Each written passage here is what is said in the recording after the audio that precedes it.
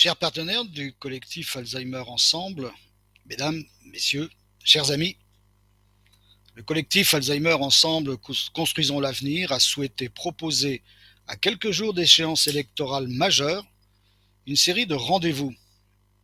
Les lundis Alzheimer, qui représentent un temps fort pour décrypter et encourager à l'action autour de 3 enjeux majeurs de la maladie d'Alzheimer: la prévention, l'accompagnement et l'habitat. 3 sujets essentiels qui appellent des décisions urgentes et fortes pour relever, d'ici 2030, le défi du vieillissement cognitif et l'accompagnement et l'habitat. Le défi du vieillissement cognitif est favoriser l'émergence d'une société bienveillante profitable à tous. Vous étiez nombreux pour évoquer la prévention et nos invités ont rappelé que prévenir la maladie d'Alzheimer est réaliste et représente un puissant levier. Avec un mode de vie adapté, 40% des cas de maladie Alzheimer pourraient être évités. C'est aussi un puissant levier pour mieux vivre la maladie et réduire le volume des besoins en termes de soins. Je suis donc particulièrement honoré d'ouvrir ce deuxième webinaire consacré à un sujet majeur, l'accompagnement, dont la recherche de qualité est d'autant plus primordiale que nous ne disposons pas de traitement pour soigner et guérir la maladie.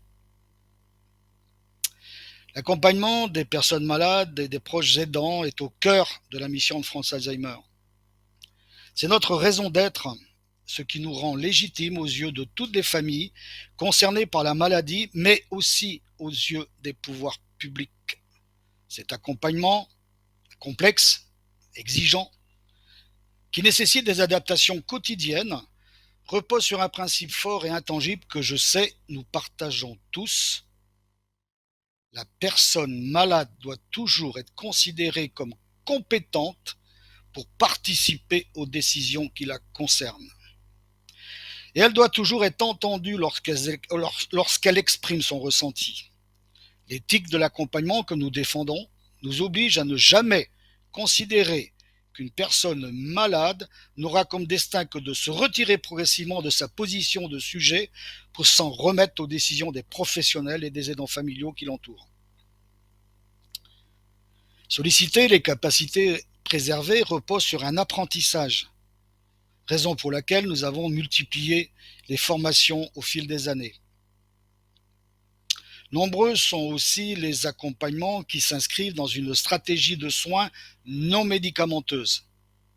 Des activités exercées individuellement ou en groupe, à la maison ou à l'extérieur, avec l'aide d'un personnel formé, peuvent, vous le savez, proposer aux différents stades de la maladie.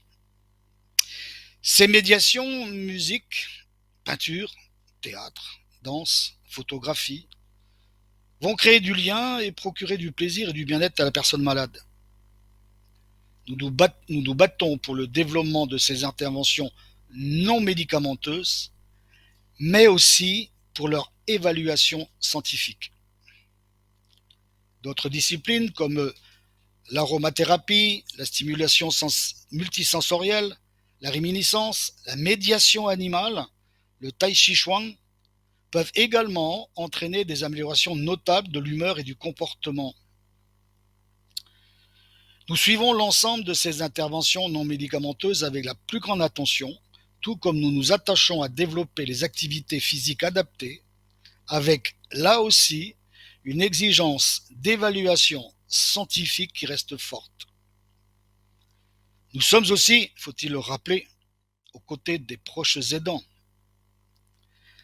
Faciliter leur compréhension de la maladie et de ses évolutions pour éviter toute mise en échec, les aider à adapter leur environnement à ces nouveaux besoins, leur donner les clés pour maintenir le lien ou encore défendre leurs droits font aussi partie de nos missions quotidiennes.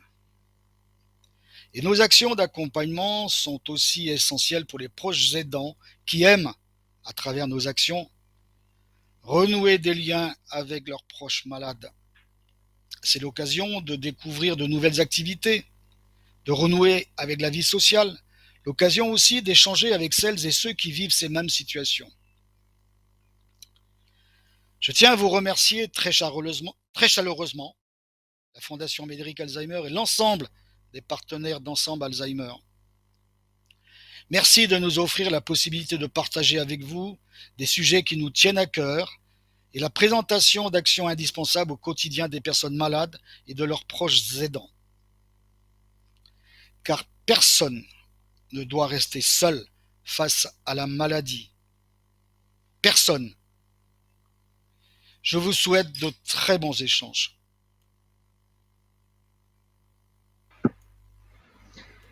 Bonjour, merci Joël Jaouen et bonjour à tous et bienvenue à cette deuxième édition des lundis Alzheimer du collectif Alzheimer Ensemble. Et comme vous venez de nous y inviter, nous allons aborder ce soir une thématique clé, accompagner quel levier d'amélioration pour une prise en charge plus active de la maladie d'Alzheimer en l'absence de traitement. Pour en parler et éclairer nos débats, nous avons le plaisir d'accueillir plus particulièrement Anne-Julie Vaillant-Sisevich, qui est psychologue clinicienne au CHU de Nice et qui est spécialisée en gérontologie. Bonsoir Anne-Julie. Bonsoir.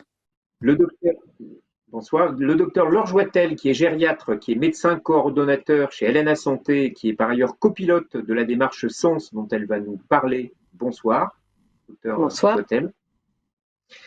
Nous avons aussi Fabienne Cournary, qui est directrice générale de la NPIS, qui est la Non-Pharmacological Intervention Society, et donc qui abordera la question des INM en bon français.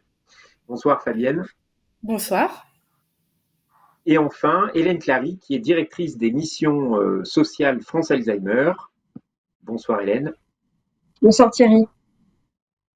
Merci. Et nous aurons aussi le plaisir de recueillir les témoignages de Monsieur Galli en vidéo, qui interviendra dans quelques instants. Juste quelques chiffres, peut-être en guise sinon d'introduction, du moins de cadrage. C'est que selon le troisième baromètre de la Fondation Médéric Alzheimer, aujourd'hui, on compte un Français sur deux qui, dans son entourage, a une personne diagnostiquée de la maladie d'Alzheimer. Et par ailleurs, on sait que un Français sur trois prend soin d'un parent atteint de troubles cognitifs avec une aide vécue comme plus intense dès lors que les troubles sont installés sur tous les plans.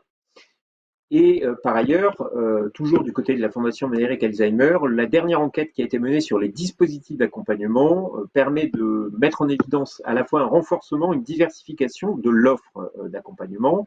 On a aujourd'hui près de 14 500 structures qui accompagnent et prennent en charge des personnes vivant avec la maladie d'Alzheimer et leurs aidants. C'est une offre qui est une offre diversifiée à travers des centres mémoire, des plateformes de répit, des EHPAD, des accueils de jour, des structures d'aide aux aidants, etc. Mais au-delà de certains progrès, il apparaît néanmoins urgent d'apporter rapidement des réponses à un certain nombre de points de vigilance, qui sont notamment les questions de disparité territoriale, l'accès de plus en plus tardif au diagnostic, une certaine forme de durcissement des critères d'admission, avec par exemple 43% des établissements qui posent un certain nombre de limites, en particulier sur le risque de fugue ou d'errance, mais aussi des réponses en termes d'accompagnement de nuit qui sont aujourd'hui inexistants. Bon, toutes ces réponses, il va falloir évidemment les apporter pour que la France soit à la hauteur des enjeux de santé publique qui sont liés au vieillissement et en particulier cognitif de sa population. Donc, ce cadrage-là me permet de dire que nous allons voir ce soir la réalité de l'accompagnement à domicile, mais également en EHPAD des personnes vivant avec une maladie d'Alzheimer, le rôle que jouent les interventions non médicamenteuses, mais aussi le soutien qui peut être apporté aux aidants, ce qui fait un vaste programme d'échange. Et peut-être pour rentrer dans le vif du sujet avec nos invités, nous avons pu recueillir le témoignage de Monsieur Galli, qui a accepté de se prêter à l'exercice de l'enregistrement vidéo pour nous livrer son ressenti sur cette situation. Je vous propose que nous découvrions son témoignage immédiatement. Monsieur Galli, est-ce que vous pourriez en quelques phrases vous présenter ainsi que votre épouse? Bien, écoutez, je suis universitaire. Nous sommes mariés avec ma femme depuis de longues années et l'on vivait une vie entièrement paisible quand, en 2015, des problèmes ont commencé à se faire sentir. Ça ne nous a pas étonné particulièrement puisque sa maman avait été atteinte par la maladie d'Alzheimer. Alors donc, de 2015 jusqu'à l'année 2022, c'est-à-dire cette année, on peut dire que les choses se sont doucettement aggravées sans que ça vire au cauchemar d'ailleurs, puisque on vit tous les deux très bien, sans problème particulier. Monsieur Galli, justement, vous avez tout de même, vous êtes confronté à des difficultés dans la vie quotidienne, probablement vous, votre épouse, vous deux. Est-ce que vous pouvez nous dire un tout petit peu quelles sont les difficultés, justement? Les difficultés, je pourrais les résumer en un seul terme. C'est qu'elle semble avoir une mémoire différente de celle qu'elle avait. Nous avions tous les deux une mémoire commune, puisque c'est une vie de couple, hein. Et cette mémoire commune, pour elle, se transformait en une mémoire tout à fait particulière. Par exemple, elle va ranger les objets à des places où ils n'ont pas lieu d'être. Et il est impossible de la faire changer d'une manière ou d'une autre, il est impossible de la faire changer d'attitude. Tout se passe comme si on avait désormais deux mémoires différentes des pratiques conjugales et habituelles. Monsieur Gailly, actuellement, vous avez une équipe de psychologues qui viennent à domicile. Et qu'est-ce qu'elles font, les psychologues, quand elles viennent pour votre épouse, mais je crois qu'elles viennent également pour vous. Donc, quelles sont les activités qui sont réalisées? Qu'est-ce que ça vous apporte à vous, à votre épouse, l'intervention de ces psychologues à domicile? Écoutez, je vous avouerai qu'au début, j'étais relativement sceptique sur l'efficacité d'une telle visite. Et puis, je me rends compte, au fur et à mesure où les sessions se déroulent, si on peut dire, qui durent une demi-heure à trois quarts d'heure, 3 fois par semaine, sur des thèmes bien définis, le jardinage, la musique, hein, les photos de famille. Je me rends compte qu'il y a au moins un point bénéfique, c'est que ma femme qui aborde ces réunions-là avec le visage un peu sombre, lorsque ces jeunes filles s'en vont, a le visage illuminé. Elle est contente. Est-ce que ça lui améliore ses facultés de mémoire? Certainement. Parce que, par exemple, elle se met à chanter parce qu'ils ont chanté en même temps. Et donc, de ce point de vue-là, sans qu'il y ait de retour en arrière, dont je pense que ça n'existe pas, sauf si la médecine a fait depuis des progrès importants, on peut dire qu'elle est plus confiante en elle-même, en même temps que plus gaie. Et moi, je reconnais que lorsque ces jeunes filles s'en vont, eh bien, je trouve que j'ai du mal et je me dis, tiens, vivement la prochaine fois. Les psychologues viennent également pour vous. Il y a, je crois, une séance de travail une fois par semaine spécifiquement avec vous. Qu'est-ce que vous faites ensemble? Est-ce qu'on vous enseigne, vous apprenez des choses sur la maladie, sur comment se comporter dans telle ou telle situation? Jusqu'à présent, c'était surtout sous forme de questions.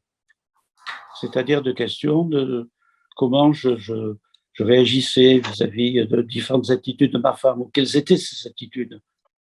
On me demandait, par exemple, est-ce que la nuit, elle se lève beaucoup, est-ce qu'elle a des hallucinations, etc. Un certain nombre de questions.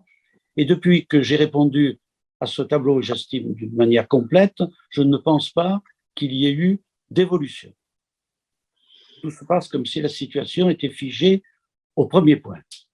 Après, vis-à-vis de moi, bon, elle me donne des textes, on discute un peu.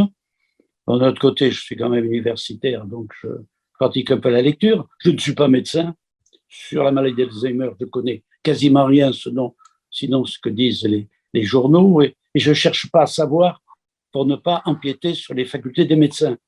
Je ne veux pas être un médecin alors qu'il y a des médecins itinérants, c'est-à-dire vous-même, par exemple. Je ne veux pas voir, moi, être le médecin permanent, d'autant que je n'ai pas de compétences.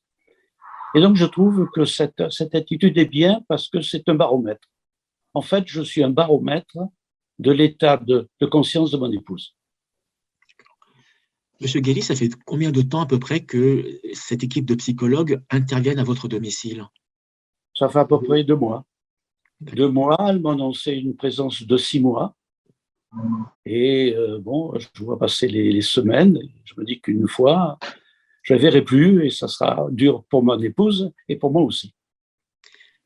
Monsieur Guély, l'une des caractéristiques de cette intervention, c'est de venir à domicile. Vous n'avez pas, votre épouse et vous, l'obligation de vous déplacer à la consultation médicale, par exemple. Est-ce que pour vous, le fait de venir à domicile pour vous aider, c'est quelque chose qui est très important? C'est capital. C'est capital parce que dans la vie moderne, non pas qu'on ait des emplois du temps faramineux, hein, du tout, mais le fait de se déplacer, c'est une contrainte qui annihile une part de du bénéfice que l'on peut ressentir par leur présence à domicile. D'autant plus que leur présence à domicile, c'est dans le cadre du domicile. Tandis que si on allait à l'extérieur, ça serait dans un autre cadre. Et je pense que raviver la mémoire dans le cadre habituel, dans le cadre dans lequel elle s'exerce, c'est peut-être la formule la plus efficace. Autrement, ça serait un peu à l'extérieur, avec sans doute d'autres personnes, où chacun raconte son histoire. Et je n'ai pas l'impression que ça peut être très, très important. Tandis que là, c'est une immersion dans le milieu familial, dans la mémoire familiale, et c'est pour ça que c'est de grande efficacité. Dernière question, Monsieur Galli. Au-delà de cette intervention à domicile par ces psychologues, l'intervention de Psydoma, est-ce que vous auriez d'autres besoins, vous aurez besoin d'aides différentes? Écoutez, ça dépend de la façon dont mon cas, enfin chaque cas est individuel. Bon, j'ai décidé, je suis avec mon épouse en permanence, 24 heures sur 24. C'est pas désagréable, on est mariés depuis tellement d'années que les choses sont ce qu'elles sont. Bon, je sens qu'elle fait des efforts, elle fait de gros efforts. D'un côté, ça me touche. Et si on peut continuer comme cela, cas un cas, on n'aura besoin de personne d'autre. Peut-être dans un premier temps, moi j'invite Anne-Julie Vaillant-Sisevich à nous rejoindre, précisément pour aborder cette question de l'accompagnement au domicile, mais peut-être avant, de façon à ce qu'on soit tous à peu près d'accord et qu'on ait une vision un peu partagée d'un vaste thème qui est celui de l'accompagnement. Comment est-ce que, qu'est-ce qu'on appelle accompagnement et comment est-ce qu'on peut définir finalement ce que c'est cette notion? Merci beaucoup. Tout d'abord, on peut dire merci à Monsieur Galli pour ce témoignage parce que je trouve qu'il était vraiment très, très proche de ce qu'on peut apporter dans Psydoma. On y reviendra tout à l'heure, mais en effet, on va répondre à cette première question sur une définition de ce qu'est l'accompagnement, mais je commencerai plutôt en disant ce que n'est pas l'accompagnement. Souvent, on va être amené à confondre l'accompagnement et la prise en charge. Et là, c'est important de faire une différence puisque la prise en charge va en fait concerner tout ce qui va être symptômes, par exemple d'une maladie. Un médecin va prendre en charge les symptômes. Et d'ailleurs, il y a quelque chose de très significatif derrière puisque c'est un petit peu prendre en charge, mettre sur son épaule, porter un fardeau. Alors que l'accompagnement, et là c'est significativement différent, ça va être, si on reprend vraiment l'étymologie, plutôt une définition de cheminer ensemble, ou du moins faire un bout de chemin ensemble. Donc finalement, accompagner, c'est apporter une aide quotidienne. Et pour plus de détails encore, on va rentrer un peu plus dans la précision là, il existe 4 types d'accompagnement. Donc le premier, on vient de l'évoquer, c'est l'accompagnement dans la vie de tous les jours, l'aide qu'on va apporter à une personne tous les jours. Donc ça peut être par exemple le portage de repas ou l'aide à l'habillage. Et puis dans un deuxième temps, deuxième axe, on va avoir tout ce qui va consister à aider la personne plutôt cette fois-ci dans la vie collective ou dans la vie civique. Là, on va parler d'actualité. On sait que dans quelques jours maintenant, on va être amenés tous à aller voter aux urnes. Eh bien, ça peut être un des axes où on va accompagner une personne. Et puis, dans un troisième temps, on va avoir tout ce qui est accompagnement à la vie sociale, c'est-à-dire aider la personne à rester dans le lien social. Ça peut être avoir encore des contacts avec sa famille, avec ses proches, des activités culturelles par exemple, ou des activités sportives. Et puis un dernier point, ce sont les interventions non médicamenteuses dont on va beaucoup parler aujourd'hui. Elles peuvent être à visée plutôt ludique, c'est-à-dire récréative, ou alors dans un deuxième temps, je pense qu'on va bien l'évoquer lors de ce webinaire, ce sont des interventions plutôt à visée thérapeutique. Très bien, merci. Merci de cette définition circonstanciée. Peut-être justement, on abordait la question du domicile, qui est un peu qui est même plus qu'un peu votre terrain de compétence. Et moi, j'aimerais peut-être savoir, vous évoquez Psydoma, on va y venir, vous avez développé une approche, mais peut-être plus largement, dans quel cadre finalement cette question de d'accompagnement au domicile s'inscrit pour vous, notamment dans le cadre de l'initiative que vous développez à Nice? Oui, alors pour expliquer un petit peu le contexte dans lequel Psydoma, ce projet donc, qui signifie psychologue à domicile pour les malades d'Alzheimer et leurs aidants, est né. Donc, ce projet vient du grand projet Bien vieillir porté par le CHU de Nice Alors en fait, il est né sous l'impulsion du professeur Olivier Guérin, qui est le chef du pôle gériatrie de notre hôpital à Nice, et puis de la volonté aussi de notre directeur général, Monsieur Charles Guéprat. Finalement, ce projet, c'est un portefeuille de projets. Il y a environ 17 projets autour de la personne âgée, alors dans des domaines tout à fait différents, hein. Je vous cite juste un exemple, on peut avoir des projets plutôt centrés sur l'oncogériatrie ou sur, on l'évoquait en introduction, sur l'activité physique adaptée. Donc tous ces projets-là, finalement, sont portés par différents partenaires, hein, qu'ils soient publics ou privés. Et pour en citer un, on a notamment Malakoff Humanis, qui est un des partenaires principaux. Donc ce qu'on a souhaité faire, en fait, dans ce projet Bien vieillir, c'est que Nice devienne en quelque sorte un démonstrateur de ce qu'on pourrait faire pour le mieux vieillir et pour inventer le modèle du bien vieillir de demain. Donc finalement, pour être assez brève, le projet Bien vieillir s'articule sous 3 axes, on va dire. Le premier axe, ça va être comment mieux prévenir toutes pathologies, hein, qui sont liées à l'âge, comment mieux accompagner. Donc là, on repart sur Psydoma, qui est un des projets du mieux accompagner. Et dans un troisième temps, comment mieux suivre les malades, ou leurs aidants d'ailleurs. Très bien. Donc sur ce registre et sur ce levier finalement de l'accompagnement dans le projet Bien vieillir, vous avez Psydoma, dont la presse par ailleurs s'est aussi fait l'écho. Hein. C'est une démarche qui est une démarche innovante. Alors, de quoi s'agit-il plus concrètement, peut-être pour nos auditeurs et téléspectateurs ou internautes? Alors, je vais compléter un petit peu ce que M. Galli nous a déjà dit dans sa vidéo témoignage tout à l'heure, mais c'est important de préciser qu'il s'agit bien d'un projet de recherche, hein. Pour l'instant, nous allons inclure jusqu'au mois de septembre 20 couples aidés dans ce projet.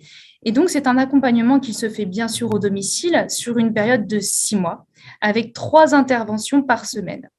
Donc, alors finalement, oui, vous parliez de démarches innovantes. Donc, pour revenir et rebondir un petit peu sur ces propos, qu'est-ce qui est innovant dans la démarche de Psydoma?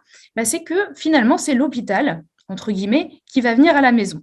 Alors, dans notre équipe, par exemple, on a 2 gérontopsychologues qui sont vraiment spécialisés en psychologie du vieillissement, qui sont formés aux interventions non médicamenteuses, qui vont intervenir à domicile. On a également une infirmière coordinatrice et une ergothérapeute qui peut intervenir sur demande quand il y a des besoins. Donc ça, c'est la première originalité. Ensuite, je dirais que finalement, Psydoma, on va s'intéresser, comme le disait M. Galli, en fait, à la personne malade. On va l'accompagner en personnalisant en fait des interventions non médicamenteuses en fonction de l'histoire de vie de la personne. Et puis, on va réévaluer en fait les effets de ces approches-là tout au long du projet Psydoma. Et à côté de ça, pour l'aidant, on a également la possibilité de lui proposer un programme de psychoéducation. Alors, qu'est-ce que c'est que ce programme? En fait, on a différents modules avec différentes séances. Je vous cite un exemple. On a un module qui est vraiment centré vers les émotions. Comment faire en tant qu'aidant pour mieux gérer mes émotions? Et un des objectifs de cette psychoéducation va être d'apprendre de nouvelles stratégies, qu'elles soient comportementales ou émotionnelles, pour nos aidants afin qu'ils gèrent mieux la situation. En bref, ce qui est vraiment important de comprendre dans Psydoma, c'est que ce projet-là est vraiment centré autour des troubles du comportement. Nous, notre objectif principal, ça va être de se poser la question suivante. Est-ce que ce dispositif, qui s'adresse donc à l'aidant et à l'aider, eh bien finalement, lorsqu'on le met en place, est-ce qu'il permet, oui ou non, de réduire le spectre des troubles du comportement? Et puis, une dernière originalité que je tiens à souligner, une avant-dernière en fait, parce qu'il m'en reste 2, c'est la notion d'évaluation de la fragilité. Dans Psydoma, nous avons choisi d'évaluer la fragilité de l'aidant. Puisqu'on le sait, c'est bien connu malheureusement, les aidants s'épuisent bien souvent avant même leurs proches malades. Donc on utilise un outil qui est créé par l'Organisation mondiale de la santé pour évaluer vraiment cette sphère de la fragilité chez l'aidant et d'être capable de réagir lorsqu'on voit qu'un des domaines, comme par exemple la cognition, est altérée grâce à cette évaluation, on va pouvoir permettre à l'aidant d'être lui aussi inscrit dans un parcours de soins. Et ça, c'est très important. Et un tout dernier point sur l'originalité, on a la chance, avec la Fondation Médéric Alzheimer, d'avoir une évaluation externe de notre dispositif. Qu'est-ce que ça veut dire? Eh bien, tout simplement, on a une personne, donc un médecin de Médéric Alzheimer, le docteur Bérard, qui lui va réaliser des appels téléphoniques avec les aidants, avec les aidés aussi parfois, avant le dispositif Psydoma et après. Un petit peu comme ce qu'on a vu dans ce témoignage pour obtenir finalement un taux de satisfaction. et d'avoir vraiment la représentation de comment les aidants, mais comment les aidés aussi ont vécu cet accompagnement et puis pourquoi pas, qu'est-ce qu'on pourrait évidemment améliorer dans cet accompagnement. Très bien, merci. Merci. Finalement, on est vraiment au cœur d'interaction. Hein. Quand on vous écoute, on prend vraiment en charge tout l'écosystème du domicile, hein, qui est à la fois l'aidant et la personne malade. J'avais juste une question en écoutant aussi Monsieur Galli, c'est qu'il n'avait pas l'air très décidé au début, hein, quand même, d'accepter ce soutien. Ça se passe, puisque vous évoquez l'idée d'avoir une étude de satisfaction, vous avez des éléments là-dessus sur ce qui, à un moment donné, fait que les gens peuvent avoir un frein et, à un moment donné, décident finalement de basculer? Oui, alors je vais vous parler de notre expérience, bien sûr, clinique sur cette étude pilote. Mais ce qui est compliqué pour les aidants et pour les aider aussi parfois, c'est la manière dont a été construite le protocole, où vous l'avez entendu tout à l'heure, on parle de 3 interventions par semaine. Alors, il est vrai que nous, notre ressenti en tant que psychologue, c'est que souvent, les couples vont nous dire, oh là là, alors oui, le projet, il a l'air intéressant, mais finalement, 3 fois par semaine, ça fait beaucoup. Et puis finalement, on commence nos interventions à domicile, on revoit les personnes, on garde le contact. On commence parfois même à venir simplement 2 fois, puis on va augmenter la fréquence après. Et en fait, les personnes vont se rendre compte dans des choses très concrètes et pragmatiques lors des ateliers qu'on va mettre en place ou lors des séances de psychoéducation que eh bien finalement, 3 fois par semaine, c'est pas tant que ça. Et puis c'est plutôt appréciable. Donc il y a effectivement un moment de bascule et puis, ça peut faire peur aussi en même temps quand on ne connaît pas bien un projet, quand on vous demande de signer un consentement avec ces 6 mois et 3 fois par semaine. Au premier abord, ça peut être compliqué.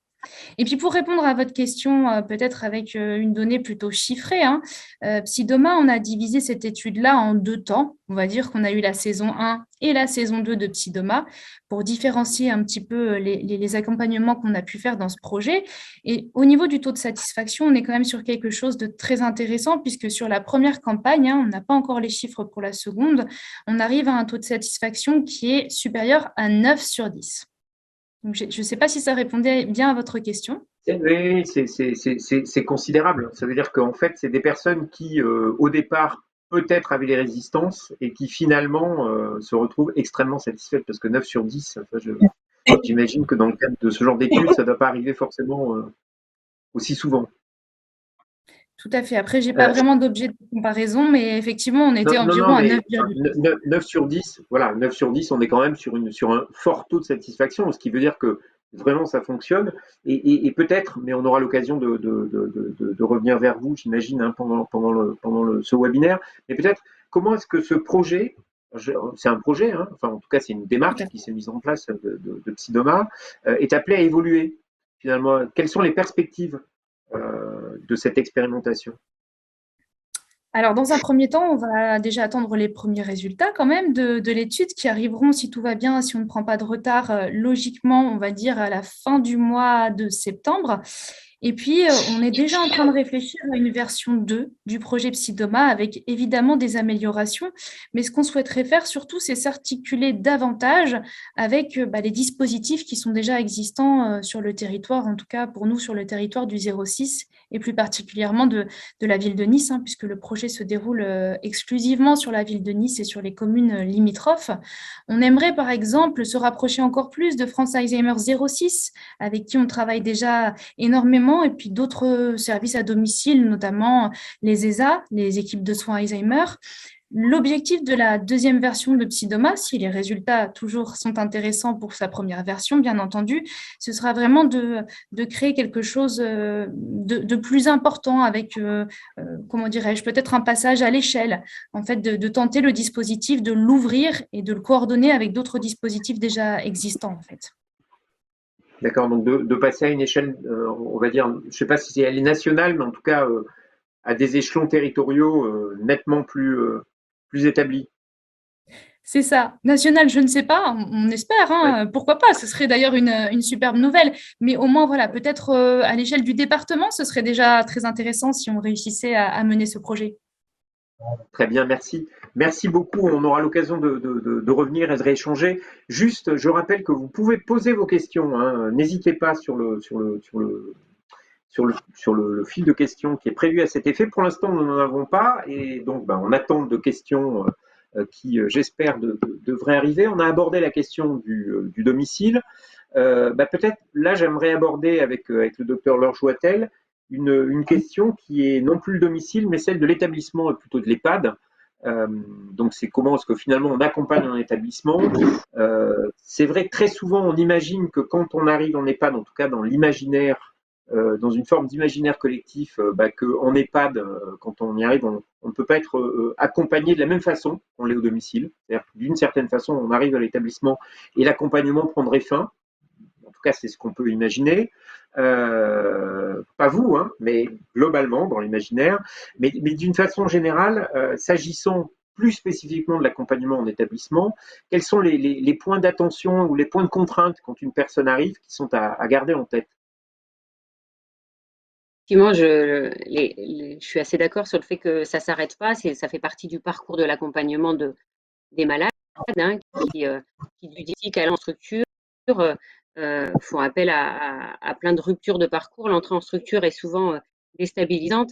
Il y a des points de vigilance à avoir, notamment dans le cadre de la médicalisation de nos établissements médico-sociaux.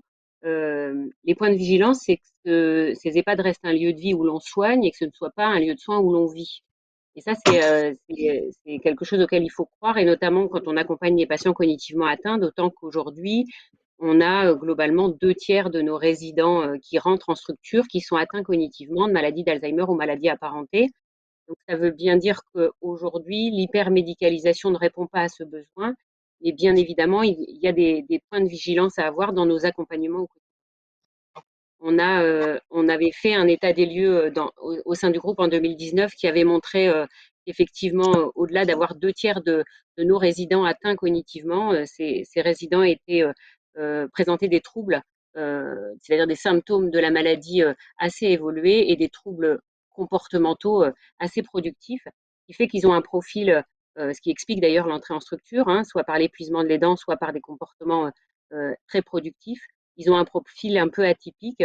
Donc cet état des lieux avait mis en évidence la nécessité de se re-questionner sur nos accompagnements et notamment re-questionner le parcours au sein de nos établissements, mais pas que, se re-questionner sur certains collaborateurs de terrain qui étaient en difficulté face à ces troubles, se re-questionner également sur nos interventions non médicamenteuses.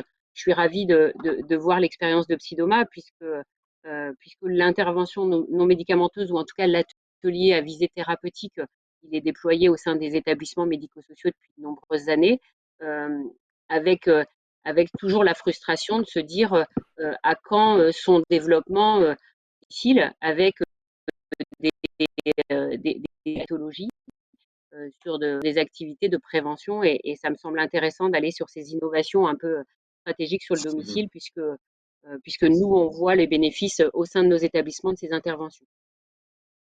Donc, Très bien, voilà à peu près la vigilance, je le rappelle, c'est que ça reste un lieu de vie où l'on soigne. c'est un lieu de vie où on soigne et non un lieu de soins où on vit. Vous voyez, j'ai noté, j'ai appris ma leçon. Non, mais l'image est tout à fait belle. Et finalement, c'est ce constat, ces constats que vous avez posés, cet audit que vous avez réalisé finalement sur les pratiques, qui vous a visiblement amené à mettre en place une démarche qui s'appelle Sens et dont l'ambition est ni plus ni moins que de revisiter l'accompagnement en EHPAD. Donc, Exactement. de quoi s'agit-il en fait? On est parti de cet état des lieux qui montrait ces résidents cognitivement atteints, mais surtout cet état des lieux qui montrait que certains de nos collaborateurs étaient parfois en difficulté, un état des lieux qui montrait que nos interventions non médicamenteuses étaient peut-être un peu déployées de manière hétérogène et surtout peu évaluées parce que peu acculturées à l'évaluation, qu'on avait parfois une architecture qui était pas adaptée aux troubles cognitifs. Voilà, donc, et puis on avait des questionnements éthiques. Donc cet état des lieux nous a permis de démarrer cette démarche qu'on appelle la démarche Sens, qui est une démarche collective qui vise à revisiter l'ensemble de nos organisations, en fait, vraiment s'autoriser à questionner nos accompagnements au sein de nos établissements médico-sociaux. Donc j'ai la chance de la piloter avec Audrey Beauclé, qui est directrice d'établissement, et on travaille avec un comité de pilotage. J'insiste toujours sur ce comité de pilotage qui est volontairement pluriprofessionnel, c'est-à-dire que on a à l'intérieur de ce comité de pilotage une douzaine de membres qui sont du soignant au thérapeute à la direction, avec la volonté d'avoir un regard croisé sur la maladie. Donc cette démarche, elle s'articule autour de 6 thématiques que vous voyez apparaître. Donc la première thématique étant le développement des compétences, mais on en reparlera peut-être tout à l'heure. Le parcours de vie, parcours de soins. Quand on parle de parcours, on parle surtout des bons professionnels au bon endroit, au bon moment, et donc les bons soins donnés aux résidents atteints cognitivement.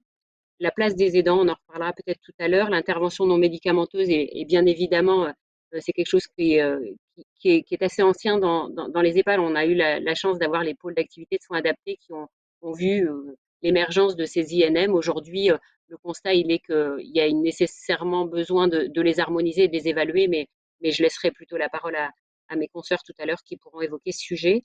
La quatrième thématique étant le lieu de vie, le lieu de vie étant vécu comme l'environnement dans lequel le résident évolue, et notamment des questions architecturales qui sont intéressantes. Et puis, dernière thématique et qui me tient à cœur, c'est la thématique de recherche et de cellules innovation. On a la chance d'avoir un pôle recherche et cellules innovation, il faut toujours se re-questionner. Cette démarche, elle a l'intérêt d'être assez, elle est pleine d'humilité, c'est-à-dire qu'elle s'autorise à revisiter un modèle. Et quand on est sur ces questionnements-là avec le terrain, en fait, on trouve des solutions finalement dans l'amélioration de nos pratiques professionnelles. Donc on repart de l'expérience du terrain, on questionne l'expérience, et derrière on revisite la pratique. Alors c'est vrai que vous avez présenté 6 problématiques. On ne peut pas malheureusement développer à l'échelle du webinaire l'ensemble des 6 problématiques. Est-ce que vous pourriez nous donner quelques exemples concrets de comment ça se passe finalement, ce que signifie revisiter une pratique? Alors, on peut parler de la première brique, hein, enfin la première thématique qui à mon avis, à mon sens, elle est centrale, à savoir la compétence et la montée en compétence de nos équipes, c'est-à-dire développer une telle démarche dans une cinquantaine d'établissements. Ça nécessite d'avoir un discours commun, ça nécessite d'avoir des compétences acquises partout, c'est-à-dire que l'ensemble des collaborateurs soient formés. On part aussi du temps par le bon professionnel, il est toujours à destination d'un résident, mais il sera d'autant plus efficient que le professionnel aura les bons gestes et le bon diagnostic face à un patient. Alors, j'essaye d'expliquer un peu les choses. Dans la montée en compétence des équipes, ça veut dire déjà le b.a.-ba, c'est comprendre la maladie, les symptômes, pouvoir les accompagner et puis upgrader nos soignants pour qu'ils aillent sur des interventions non médicamenteuses au sens strict du terme. Donc en fait, il y a plusieurs étapes dans l'accompagnement de la montée en compétence de nos équipes. Ça répond surtout à une question de terrain. C'est quoi la question de terrain? C'est que nos soignants soient en accomplissement professionnel, qu'ils puissent avoir le sentiment, à travers les données et les compétences qu'on leur apporte, avoir le sentiment de faire le bon soin. Je dis souvent que la maladie, elle rend humble, tout simplement parce que parfois elle met en échec. On le voit à domicile, parfois les familles nous expliquent qu'elles sont en échec face à la maladie qui évolue. Et être en échec, c'est savoir se re-questionner. Je pense que c'est ça tout l'enjeu de la montée en compétence de nos équipes, c'est de se dire, j'ai pas envie que les équipes soient mises en échec, et nous devons leur donner les matières à comprendre la maladie et l'accompagner dignement. Donc ça, c'est une première chose. Il y a un deuxième exemple qui est intéressant, auquel je tiens, c'est re-questionner l'environnement. On peut considérer que le malade qui évolue dans sa pathologie, quel que soit le stade de la maladie, va parfois avoir des comportements dits troublés, hein. Ces comportements troublés que sont l'anxiété, parfois l'agitation, parfois la déambulation.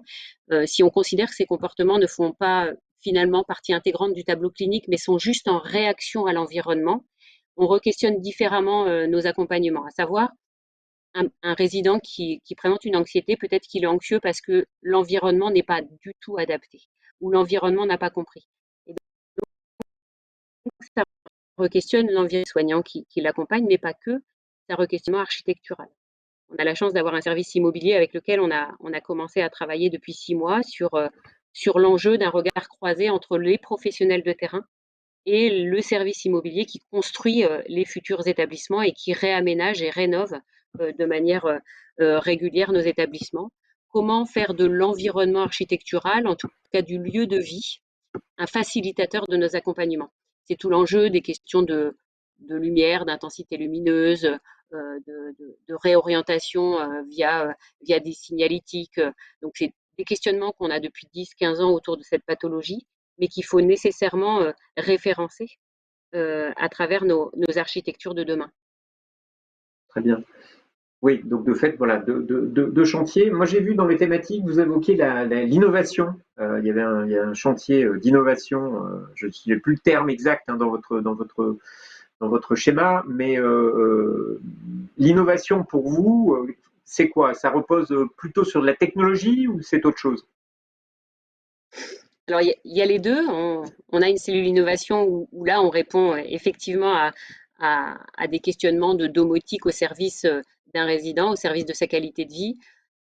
Donc, on a pu tester dans ce cadre de cellules innovation, on teste des innovations technologiques que sont Musicaire notamment. C'est un très bel exemple parce que Musicaire n'est pas que technologique, c'est aussi un outil à visée thérapeutique, étant un outil de musicothérapie au service de troubles anxieux, de syndromes douloureux chroniques. Donc la cellule innovation, elle est plutôt technologique et domotique. C'est ça qu'on l'imagine.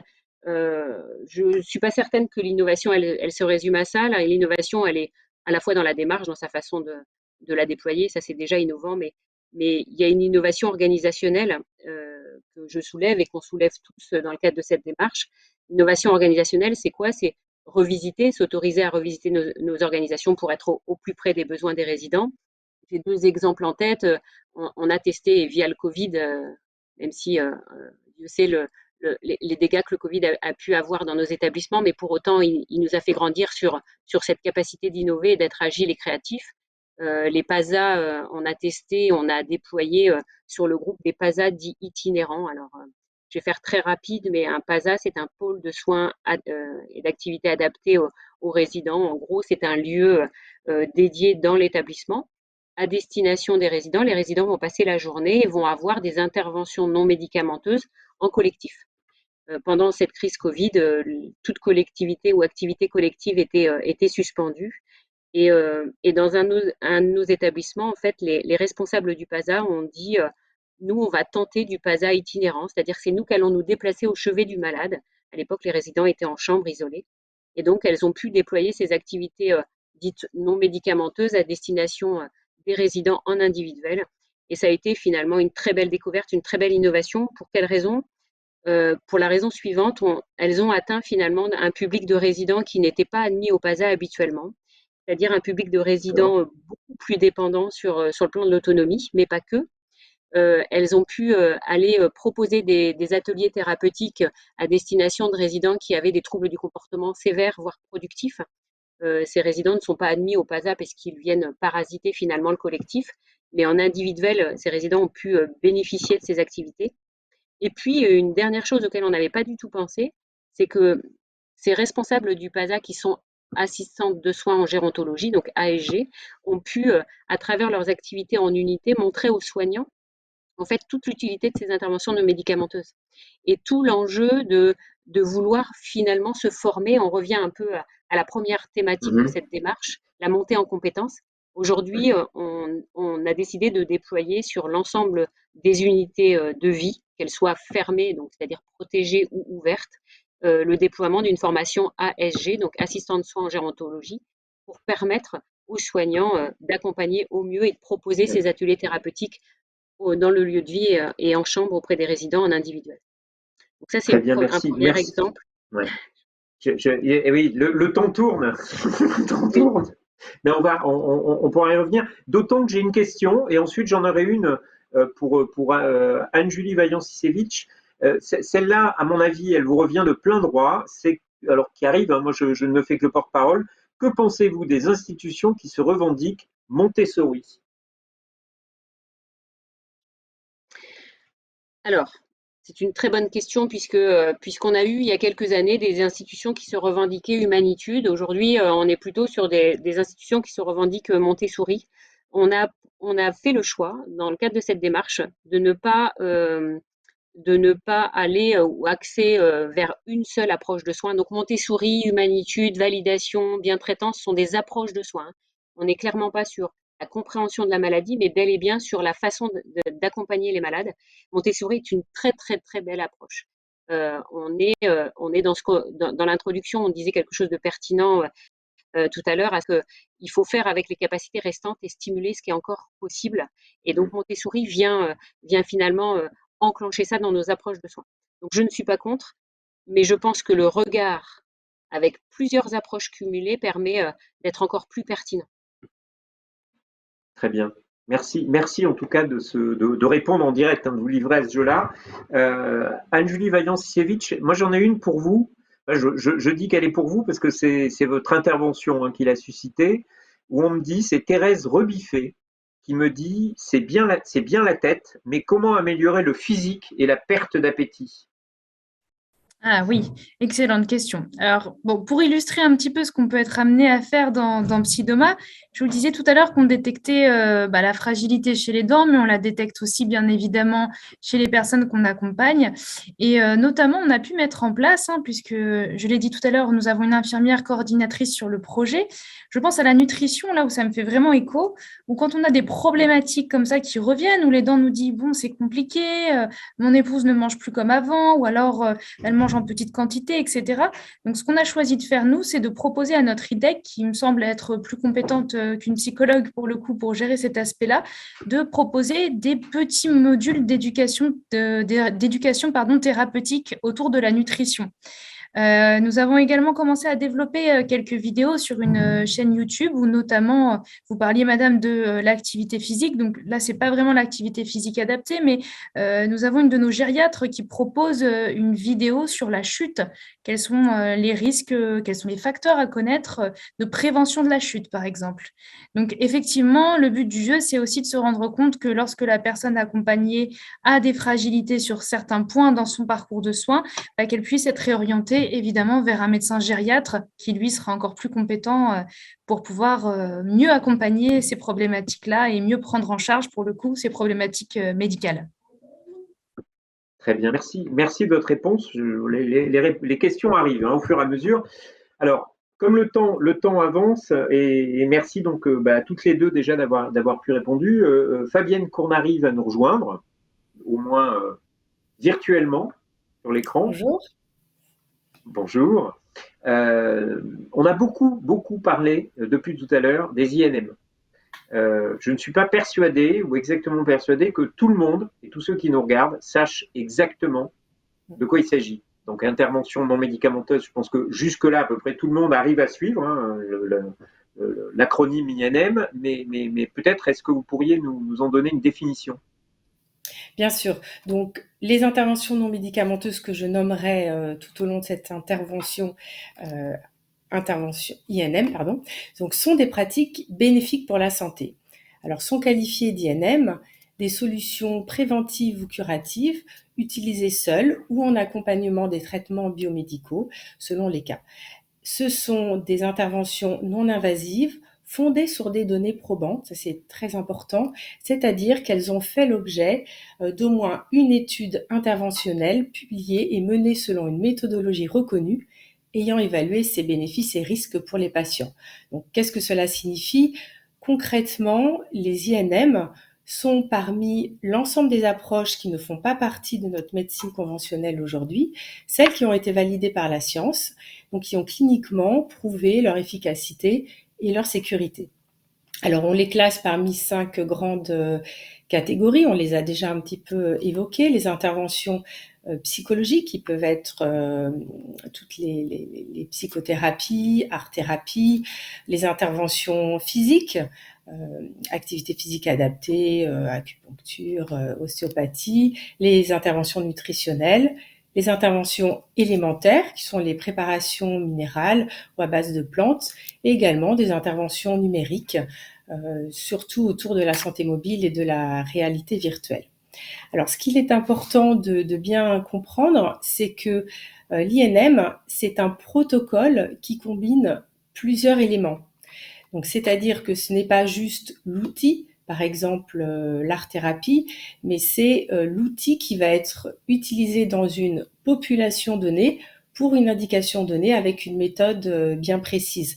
Je peux citer un exemple dans le cadre de la maladie d'Alzheimer, la musicothérapie. Donc la musicothérapie n'est pas une INM en elle-même, mais elle devient une INM pour la maladie d'Alzheimer quand elle est utilisée avec une méthode bien précise et un rythme d'intervention précise, c'est-à-dire dans ce cas-là 6 à 8 séances. Alors, il existe une définition bien précise des INM qui a été publiée en 2020 par un groupe de chercheurs français, mais qui fait suite à 10 ans de travaux, d'expériences collaboratives, pluri- et transdisciplinaires sur ce sujet, c'est-à-dire à peu près 150 personnes de 17 pays différents ont travaillé ces dernières années sur la définition des interventions non médicamenteuses. Et pour finir sur cette définition, je dirais que ce terme INM est utilisé par la communauté scientifique internationale. Il est apparu en France depuis 2011. Il a été cité par l'HAS. Il est également utilisé par le ministère de la Santé tel quel. Très bien. Donc, on est face à des interventions et un savoir reconnu scientifiquement, c'est très solide. Et en quoi est-ce qu'aujourd'hui, alors vous commenciez à l'aborder, mais en quoi est-ce qu'aujourd'hui c'est particulièrement pertinent pour une pathologie comme la maladie d'Alzheimer? Tout à fait. Alors, dans notre société, aujourd'hui, notre porte d'entrée vers la santé est la médecine. Si les médicaments ont révolutionné le XXe siècle, donc des avancées thérapeutiques majeures ont permis de soigner et de guérir, la médecine, on l'a évoqué un peu précédemment, s'est alors focalisée sur le traitement de la maladie, du symptôme, au risque d'en occulter la personne dans son ensemble, son cadre de vie, sa dignité et ses préférences. Or, les maladies chroniques, qui sont en forte croissance depuis les années 1960-70, donc toutes ces maladies neurocardiovasculaires et les handicaps, dont fait partie la maladie d'Alzheimer, n'ont pas trouvé et ne trouvent toujours pas aujourd'hui de réponse complète dans la médecine conventionnelle. Au mieux, elles sont stabilisées par les approches conventionnelles. Donc c'est l'émergence de ces pathologies chroniques et leur croissance exponentielle aujourd'hui qui nous ont fait prendre conscience des limites du modèle hypothético-déductif qui était cher à Claude Bernard, une maladie, un mécanisme physiopathologique, un traitement biologique. Parce que ces pathologies chroniques, on le sait maintenant, sont complexes, plurifactorielles et elles nécessitent donc des réponses multiples, préventives et curatives, personnalisées, ajustées au fil du temps. C'est ainsi que les INM sont arrivés en réponse à ce besoin de plus en plus important pour un accompagnement du patient et une amélioration de sa qualité de vie. Donc la qualité de vie est une notion dont on parle de plus en plus aujourd'hui. Si l'espérance de vie augmente, on sait que l'espérance de vie en bonne santé a plutôt tendance à stagner. Donc on s'intéresse à cette qualité de vie et les INM permettent de répondre à ce besoin. Donc je reviens sur la communauté scientifique internationale, elle est très très active dans la recherche sur les INM et la littérature abonde de travaux. Donc on a un terreau important d'études mécanistiques, d'essais cliniques et de méta-analyses qui aujourd'hui vont nous permettre d'identifier, d'isoler les INM qui vont être pertinentes. Je peux vous donner un exemple. Fabienne, juste, parce que pour que tout le monde puisse comprendre, je ne suis pas persuadé que le terme de mécanistique soit très clair pour tout le monde. Ce sont des études qui visent à étudier le mécanisme d'action, soit d'un médicament, soit d'une intervention non médicamenteuse. Voilà. Donc en fait, ce sont des études qui étudient soit le mécanisme, soit des études cliniques qui vont montrer l'efficacité d'une intervention directement chez l'homme. Donc si je reviens plus concrètement et que je vous donne un exemple sur la maladie d'Alzheimer, il y a un programme Bien Vieillir. Alors c'est un programme qui est Bien Vieillir INM, justement qui est différent du programme Bien Vieillir qui a été cité par Anne-Julie Vaillant précédemment. Donc je vous invite à consulter le site internet bienvieillirinm.fr. Donc ce programme réalisé toujours par ce groupe de chercheurs que je citais précédemment. Et dans ce programme, l'objectif est d'identifier, sur la base des études scientifiques publiées, des INM qui vont être bénéfiques sur les plus grandes pathologies liées au vieillissement. Donc, dans le cas de la maladie d'Alzheimer, 4 INM ont été validés pour procurer des effets bénéfices dans l'accompagnement.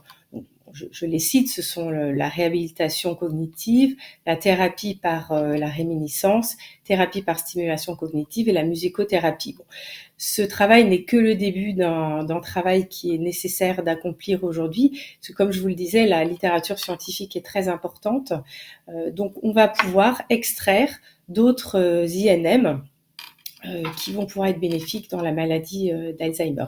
Peut-être aussi un point intéressant pour montrer aussi l'aspect économique. Parmi ces études, une étude médico-économique a permis de montrer que la réhabilitation cognitive permettait d'économiser 3 000 € par an et par patient en frais de soins et d'aide sociale. Donc, je pense que c'est un critère important qui montre toute cette nécessité de favoriser l'émergence des INM et leur accès pour les patients. Voilà, donc ce travail doit se poursuivre. Il y a beaucoup de chercheurs et autres intervenants autour des INM qui sont actifs pour identifier et favoriser l'émergence des INM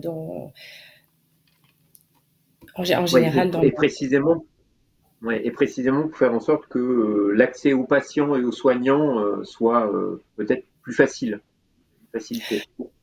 Oui, tout à fait. Donc maintenant, on a besoin donc de continuer d'identifier ces INM et de travailler aussi dans le cadre de la maladie d'Alzheimer sur un véritable parcours de soins qui pourrait être une combinaison de ces différentes INM.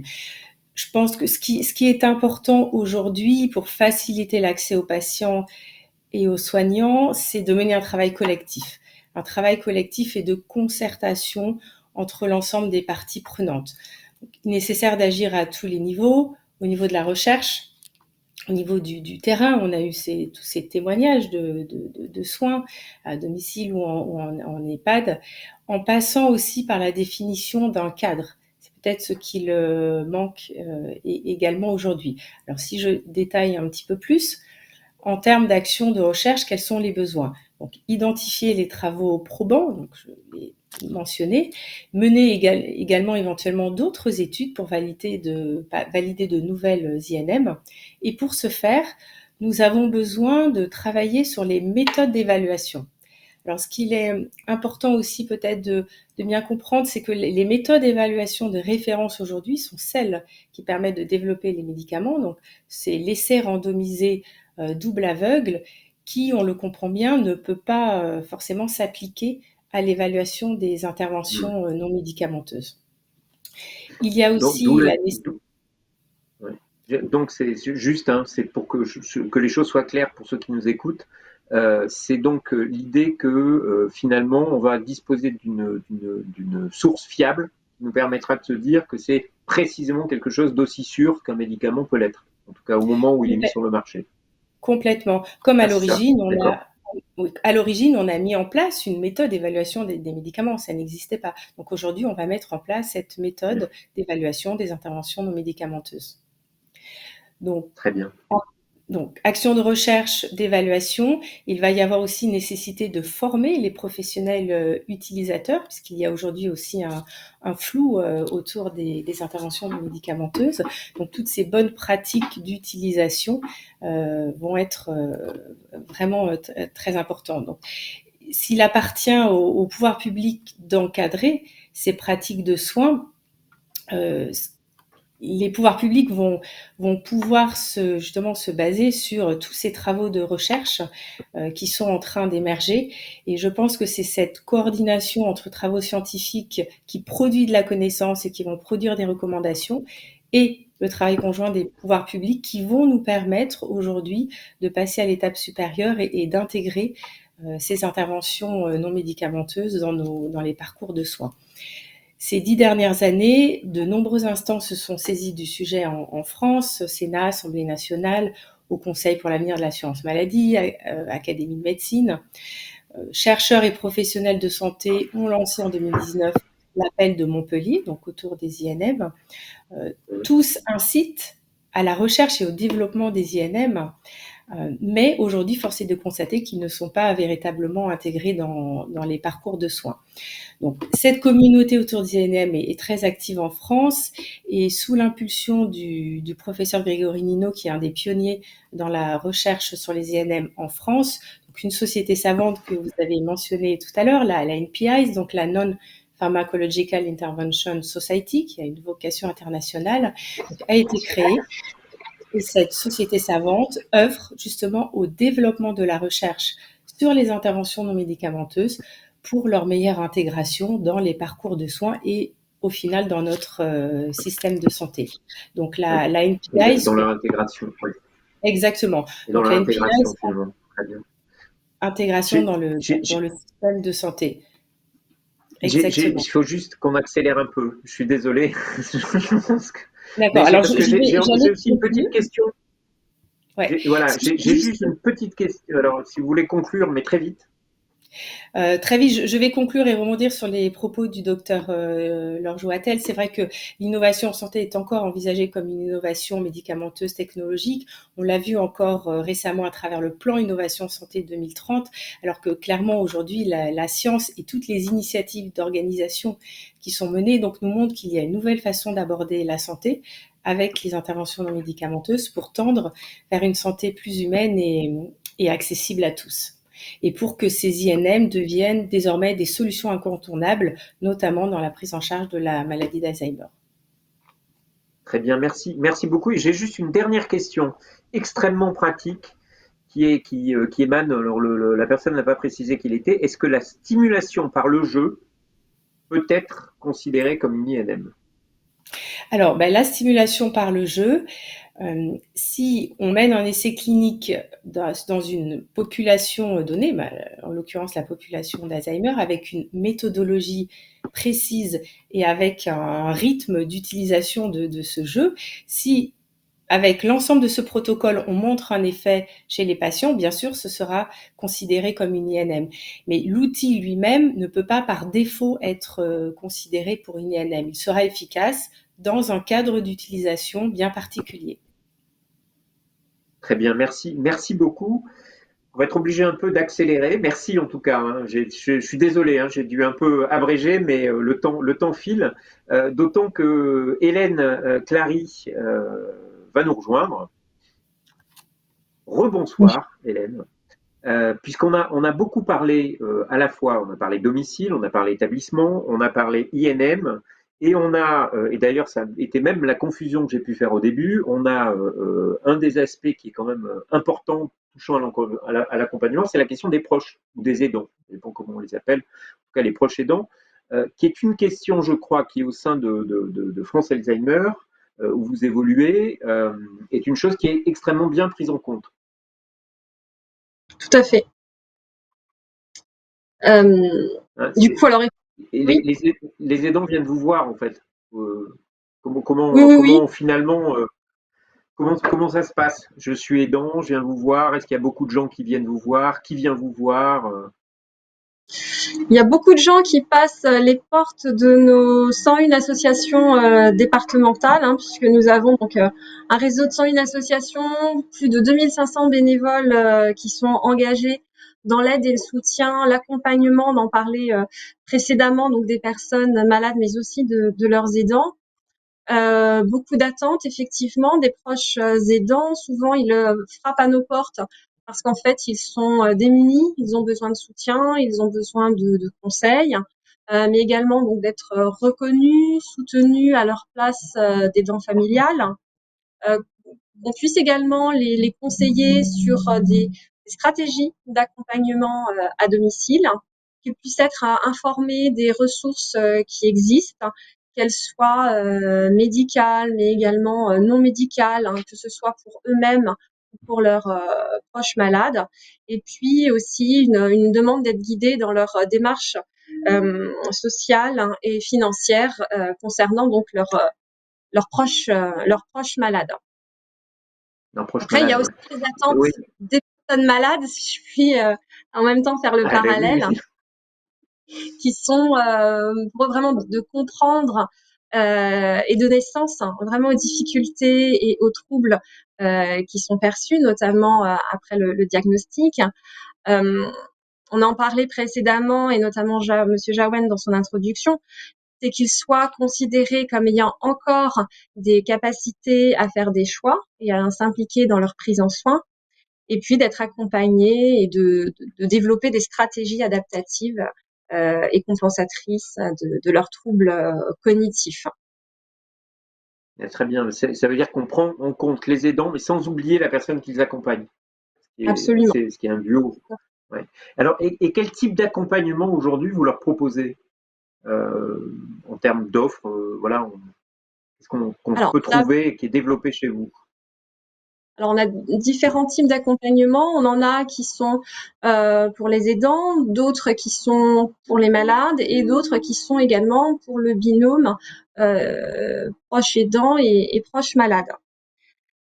Concernant donc les aidants, une des actions phares que nous déployons et qui est largement plébiscitée, donc c'est la formation des aidants qui les aide du coup à comprendre l'évolution de la maladie, de mieux vivre la relation avec leurs proches, de se repérer dans les aides humaines et financières dont ils peuvent bénéficier. Donc ça apporte vraiment des éléments concrets de connaissance à la famille, formations qui sont animées par un psychologue, un bénévole lui-même aidant ou ancien aidant et formé à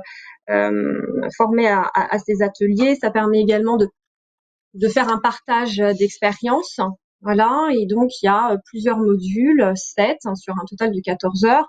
Comprendre la maladie d'Alzheimer, communiquer, accompagner au quotidien, s'informer sur les aides, être aidant familial, qu'est-ce que c'est, la modification des rôles dans la famille, important.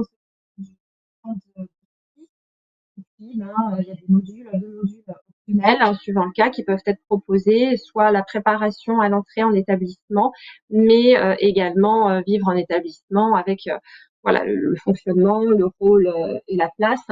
Et d'ailleurs à ce sujet-là, donc nous accompagnons des aidants qui donc ont leurs proches en établissement, donc ils sont très en demande de formation, pour lesquels nous allons développer donc une formation spécifique adaptée à leurs demandes, qui ne sont pas nécessairement toutes les mêmes que celles que les proches qui ont donc leur personne aidée qui vit encore à domicile. Voilà. Après, nous avons également oui.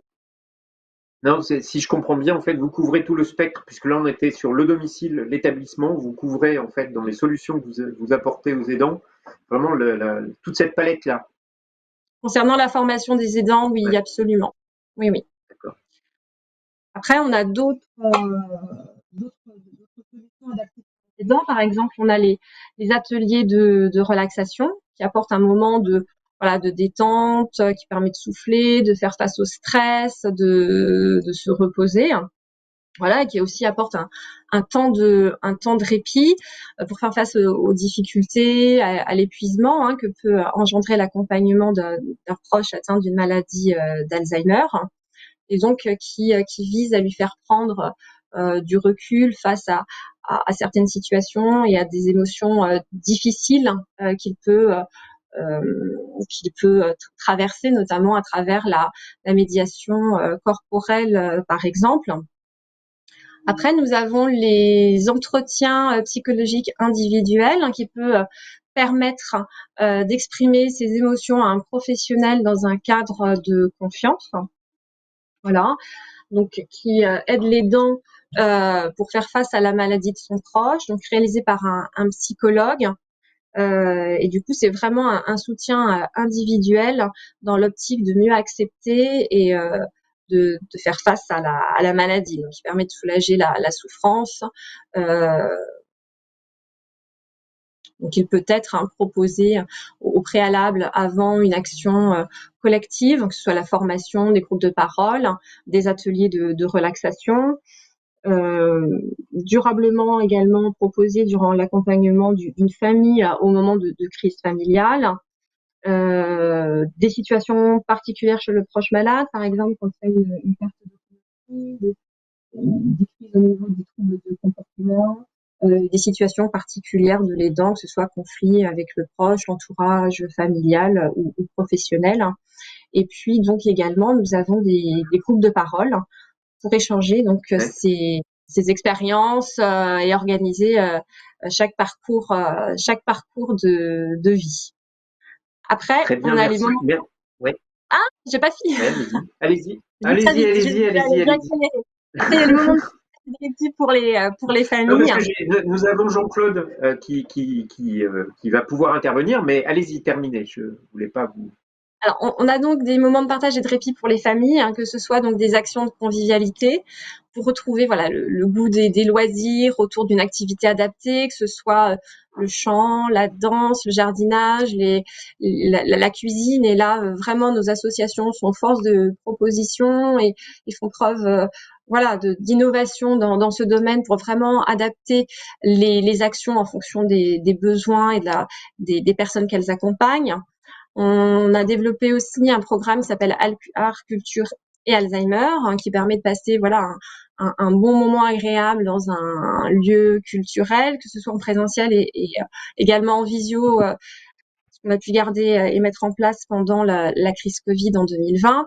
Les séjours vacances, on propose un séjour vacances soit solo pour la personne aidante qui vient de perdre son proche ou qui vient de vivre un deuil blanc, mais également pour le binôme aidant-aidé avec des ateliers, des temps communs séparés et des haltes relais. Voilà, donc qui permettent de mettre en place soit des actions qui sont partagées, des actions qui sont séparées, mais qui peut permettre aussi à l'aidant de prendre un peu de répit pour lui de façon à pouvoir confier son proche dans un lieu rassurant avec des professionnels et des bénévoles formés. Et puis les cafés mémoire, comme son nom l'indique, se déroulent dans un lieu public, donc un café ouvert à tous et qui permet donc d'échanger autour de la maladie. Par exemple, ça peut être animé sur un thème en particulier. Et là, vraiment, on est dans une vision inclusive afin de permettre aussi de changer le regard que peut porter la société sur les personnes malades. Voilà. Très bien. Mais merci beaucoup parce que c'est vrai que c'est extrêmement dense. Merci de s'être livré à l'exercice de la concision, parce que vraiment merci. Et alors peut-être peut-être pour illustrer concrètement la vie de terrain, non pas que vous ne soyez pas sur le terrain, mais nous avons Jean-Claude Lapab, qui est bénévole de France Alzheimer, qui a accepté de témoigner.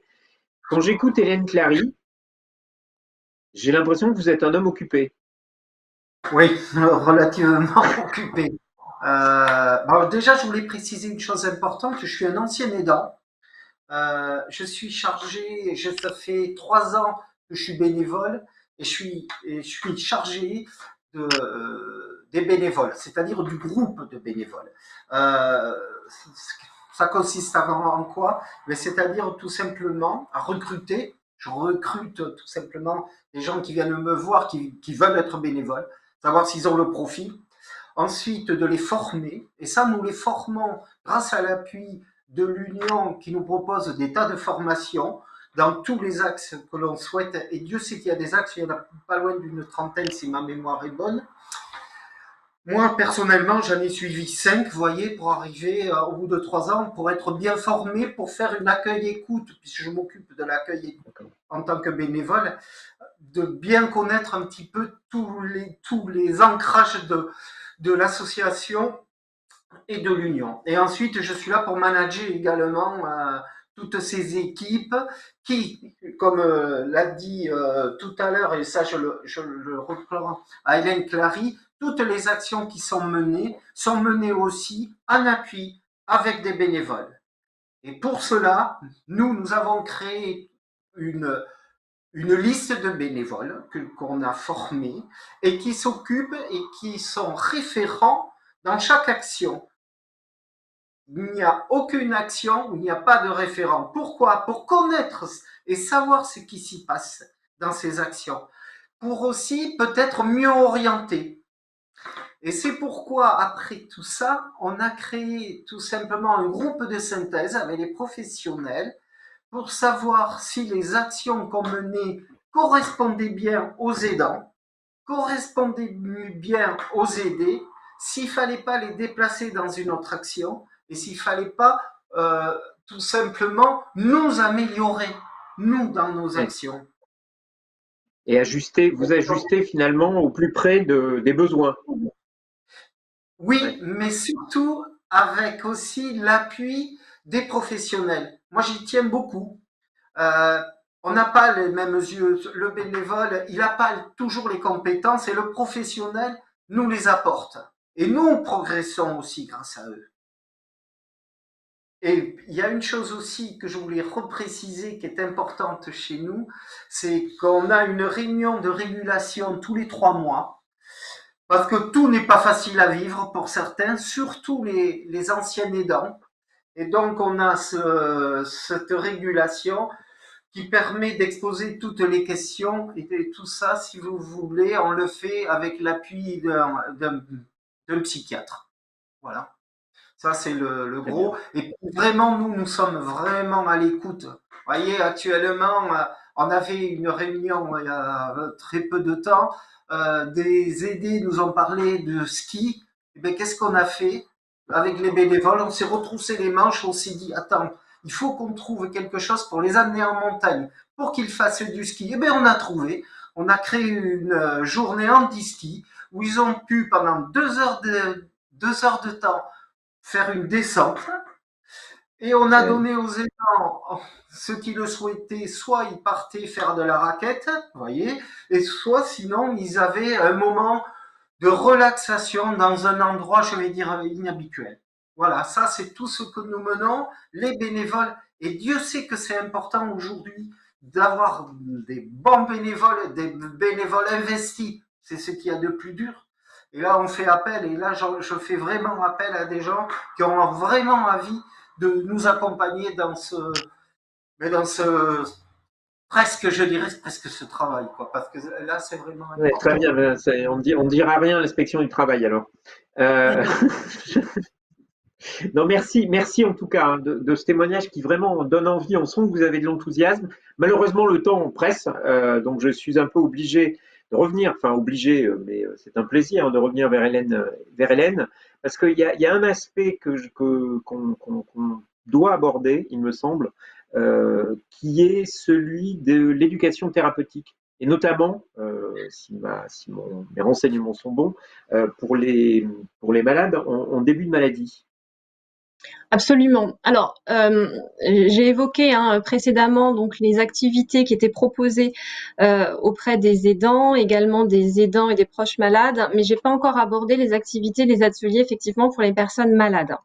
Alors, on en a plusieurs au-delà de l'ETP. On a des ateliers à mobilisation cognitive qui permettent donc de solliciter, de stimuler différentes mémoires, les fonctions exécutives et attentionnelles. On a des ateliers à médiation également artistique, chant, danse, peinture, qui permettent de favoriser l'expression, les capacités préservées, de donner libre cours à chacun de faire parler sa créativité.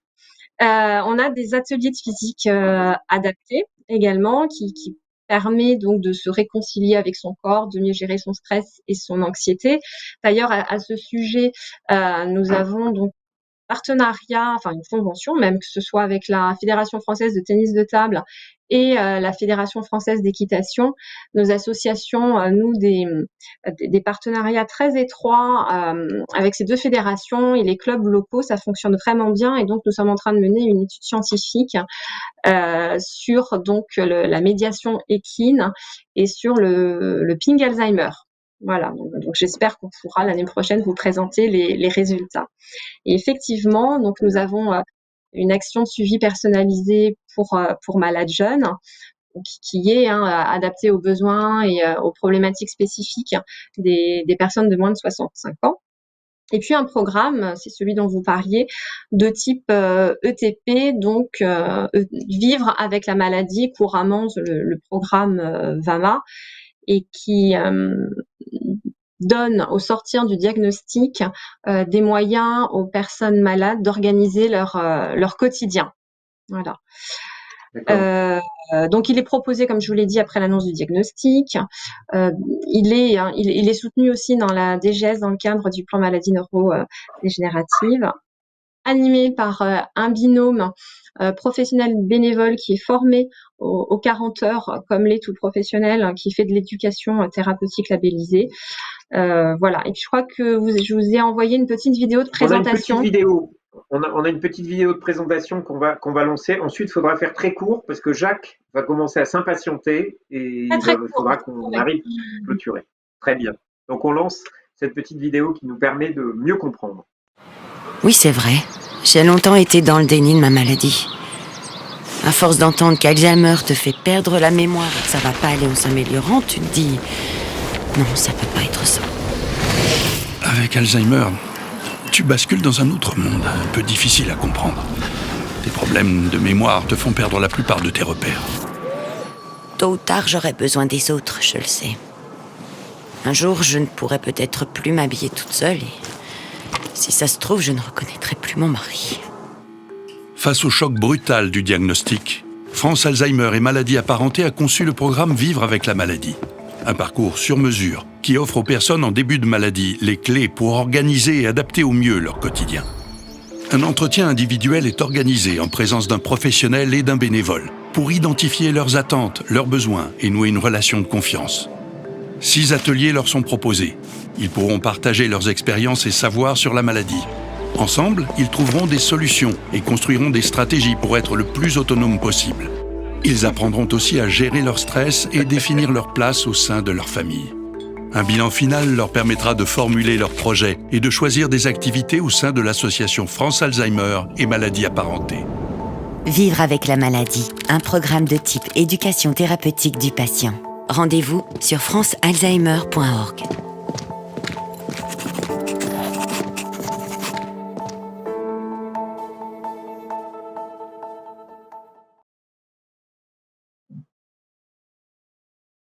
Voilà de retour. Peut-être juste quelques mots pour préciser un peu comment les choses se passent. Alors en fait, donc c'est pour les personnes qui sont en début de maladie, donc en post-diagnostic.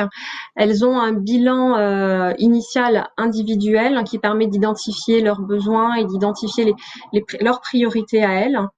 Un bilan final qui est également individualisé, qui leur permet de formuler leurs projets, de choisir qu'elles souhaitent poursuivre en fait avec le groupe, mais également est-ce qu'elles veulent mettre en place des actions particulières qui pourraient correspondre à leur projet de vie, ce qu'on appelle aussi les groupes d'entraide mutuelle que l'on met en place après le TP avec le groupe qui s'est constitué, qui souhaiterait continuer à se voir. Et plus concrètement, donc ce programme s'articule autour de 6 ateliers collectifs. Donc le premier qui est de partager mes expériences et mes savoirs sur la maladie. Le deuxième qui est de valoriser mes compétences et puis de partager mes solutions. L'atelier 3, donc trouver mes outils pour agir au quotidien. L'atelier 4, donc qui est parlé de mon entourage et ma place et mon rôle au milieu d'eux. Le 5 qui est la gestion du stress et le 6 qui est dresser la liste de ses envies. Alors là, je fais un petit appel, c'est-à-dire que ce programme-là est déployé donc sur non pas l'ensemble des départements, mais un grand nombre, et on a encore des départements qui ne le proposent pas, faute de prescripteurs, c'est-à-dire qu'après l'annonce de la maladie, les médecins ne pensent pas forcément à nous orienter les personnes malades, et on a besoin en fait vraiment, et ce qu'on a expliqué au congrès de médecine générale, on a besoin en fait qu'on nous adresse ces malades pour que nous on puisse les accompagner au plus tôt et leur donner effectivement des stratégies pour mieux vivre leur quotidien, et y compris pour les proches des aidants qu'on accompagne également à cette occasion. Je termine par des chiffres. Merci. Je voudrais vraiment valoriser. Juste 2 chiffres, parce que là, on est en train de me dire qu'on va vraiment déborder. Valoriser le travail des bénévoles. Le nombre d'actions en 2021 pour les aidants, c'est 5404. 250 actions aidants aidés et 411 pour les personnes malades, pour plus de 31 000 heures. Et en 2020, on est à 23 000 heures. Donc, je voulais souligner que même pendant le Covid, nos associations, nos bénévoles ont continué à accompagner les aidants, les personnes malades qui étaient quand même en souffrance parce que coupées et isolées vraiment de la vie de la cité, tout simplement. Ils ont fait un énorme accompagnement en soutien psychologique, entretien individuel. On parlait d'accueil écoute. Voilà, donc merci à elles parce que sans elles, il n'y a pas d'action. Très bien, mais votre appel sera entendu et la reconnaissance aussi, mais on a Jacques qui est avec nous, qui a accepté d'apporter son témoignage. Donc, vous avez été récemment, je crois, diagnostiqué.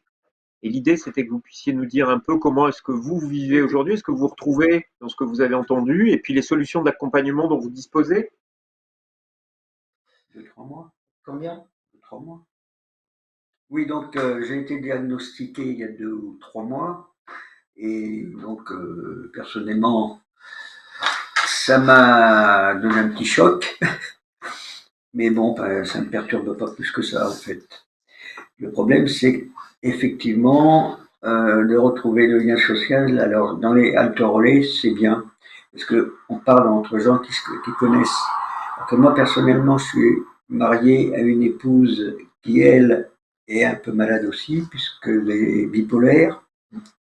Alors, de temps en temps, ça donne lieu à des problèmes, parce qu'elle ne comprend pas toujours très bien que je puisse oublier, bien qu'elle sache que je sois malade. Mais à part ça, bon, on fait avec. Et est-ce que vous êtes accompagné? Est-ce que vous avez des solutions d'accompagnement? Alors, j'imagine que Jean-Claude à côté de vous, si vous êtes avec lui, j'imagine que il est une solution d'accompagnement à lui tout seul, mais je crois qu'il a un accompagnement à la maison. L'accompagnement, il le retrouve au sein de ce groupe qui est France Alzheimer, et on lui apporte, il est pratiquement à beaucoup d'activités, et on lui recrée ce lien, mais bon, c'est quand même quelqu'un qui est en début de maladie, faut reconnaître. Après, bon, ce qui oui, tout à fait. Que j'apprécie beaucoup, moi, ce sont les séances de sophrologie, mais bon, ça coule de source. Et les promenades thérapeutiques. Alors bon, je vais avec on fait des sorties. Et puis bon, comme j'ai l'habitude, moi, personnellement, d'avoir beaucoup vécu dans la campagne. Dans la campagne dehors, je suis un ancien militaire, j'ai 36 ans de service. Alors j'ai beaucoup voyagé, mais le fait de me promener dans la campagne française, je la connais bien, et donc d'accompagner les gens, moi ça me fait plaisir d'être avec eux, quoi. Voilà. Et donc aujourd'hui, vous vous sentez quand même accompagné? Oui, quand même. Je suis pas complètement oublié, mais je ne suis pas oublié parce que je viens de moi-même à France Alzheimer régulièrement, quoi. Et on vient mon épouse aussi. Ce qui, pour paraphraser peut-être Joël Jaouen au tout début, il disait ne restez pas seul. Vous êtes la démonstration qu'il ne faut pas rester seul, et précisément. Voilà.